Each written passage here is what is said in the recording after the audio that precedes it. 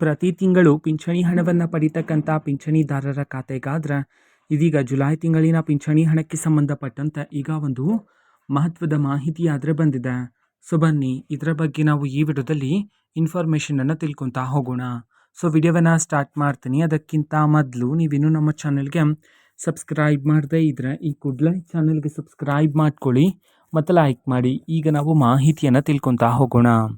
ಹೌದು, ಇವತ್ತು ಪಿಂಚಣಿ ಹಣವನ್ನು ಪಡಿತಕ್ಕಂತಹ ಪಿಂಚಣಿದಾರರ ಖಾತೆಗಾದರೆ ಜುಲೈ ತಿಂಗಳಿನ ಪಿಂಚಣಿ ಹಣವನ್ನು ಬಿಡುಗಡೆ ಮಾಡೋದಕ್ಕೆ ಸಂಬಂಧಪಟ್ಟಂತೆ ಮಾಹಿತಿಯನ್ನು ತಿಳಿಸಿರ್ತಕ್ಕಂಥದ್ದು.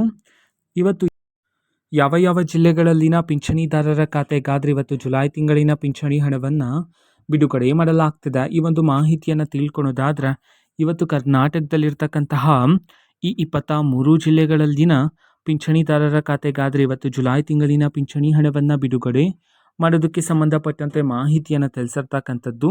ಈಗ ನಾವು ಆ 23 ಜಿಲ್ಲೆಗಳ ಹೆಸರನ್ನು ತಿಳ್ಕೊತಾ ಹೋಗೋಣ. ಮೊದಲಿಗೆ ಬೆಳಗಾವಿ, ಬಾಗಲಕೋಟೆ, ಬಳ್ಳಾರಿ, ಬೀದರ್, ಬೆಂಗಳೂರು ನಗರ, ಬೆಂಗಳೂರು ಗ್ರಾಮಾಂತರ, ಕಲಬುರಗಿ, ಕೊಡಗು, ಕೋಲಾರ, ಕೊಪ್ಪಳ, ಚಾಮರಾಜನಗರ, ಚಿಕ್ಕಬಳ್ಳಾಪುರ, ಚಿಕ್ಕಮಗಳೂರು, ಚಿತ್ರದುರ್ಗ, ಗದಗ, ಹಾಸನ, ಹಾವೇರಿ, ಮಂಡ್ಯ, ಮೈಸೂರು, ಯಾದಗಿರಿ, ದಕ್ಷಿಣ ಕನ್ನಡ, ಧಾರವಾಡ, ತುಮಕೂರು.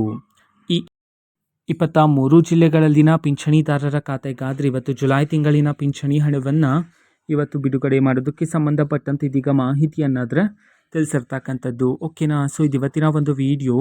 ಇದೇ ರೀತಿ ಇನ್ನು ಹಲವಾರು ಯೋಜನೆಗಳಿಗೆ ಸಂಬಂಧಪಟ್ಟಂತೆ ಮಾಹಿತಿ ಬಂದ ನಂತರ ಆದಷ್ಟು ಬೇಗ ನಾನು ನಿಮಗೆ ಇನ್ಫಾರ್ಮೇಷನನ್ನು ತಿಳಿಸ್ತೀನಿ. ಅದಕ್ಕೋಸ್ಕರ ಚಾನಲ್ಗೆ ಸಬ್ಸ್ಕ್ರೈಬ್ ಮಾಡ್ಕೊಳ್ಳಿ ಮತ್ತು ಇನ್ಫಾರ್ಮೇಷನ್ ಇಷ್ಟ ಆಗಿದ್ದರೆ ನಿಮ್ಮ ಫ್ರೆಂಡ್ಸ್ ಆ್ಯಂಡ್ ಫ್ಯಾಮಿಲಿ ಮೆಂಬರ್ಸ್ಗೂ ಸಹ ವಿಡಿಯೋವನ್ನು ಶೇರ್ ಮಾಡಿ, ಜೊತೆಗೆ ಚಾನಲ್ಗೆ ಸಬ್ಸ್ಕ್ರೈಬ್ ಮಾಡಿಕೊಂಡು ಸಪೋರ್ಟ್ ಮಾಡಿ.